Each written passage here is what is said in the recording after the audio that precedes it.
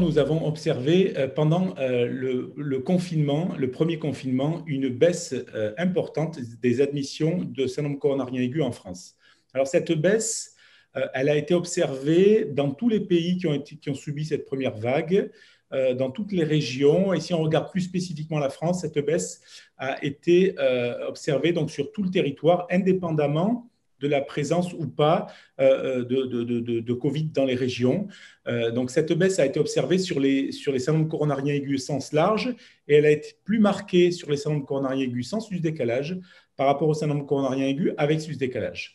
Alors, il y a plusieurs études, plusieurs registres qui ont été menés en France.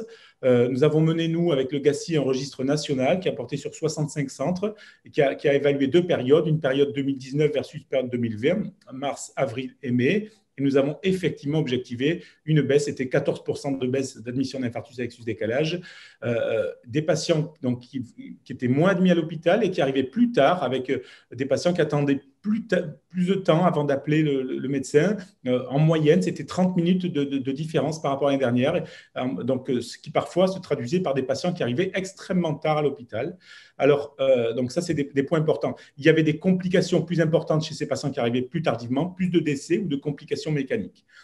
Le même type de données ont été observées par deux autres registres. Le registre Frenchy, c'était Nicolas Danchin qui a publié cette étude, et France PCI aussi, avec toujours pareil, une baisse des infarctus du myocarde, plus marquée sur les syndromes coronariens aigus sans sus-décalage. Donc vraiment, cette baisse qui a été objectivée au niveau national. Alors, quelles ont été les raisons de cette baisse ?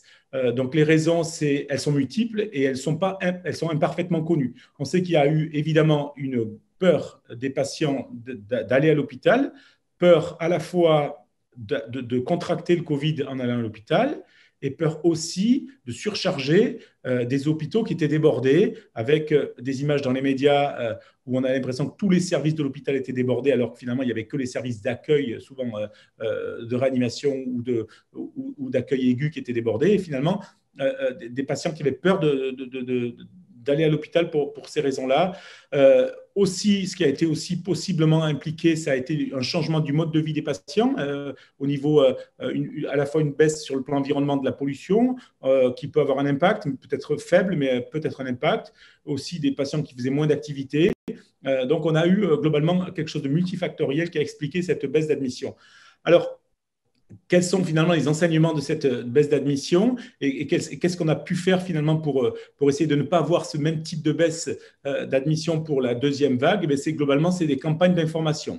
Ces campagnes d'information, elles ont été essentiellement locales, un petit peu partout en France, quelques campagnes nationales soutenues par le GACI et où on a essayé de réassurer la population sur l'importance des urgences cardiologiques. Une urgence cardiologique, elle persiste, elles ne vont pas s'arrêter d'un coup et il faut continuer à les soigner correctement, rapidement.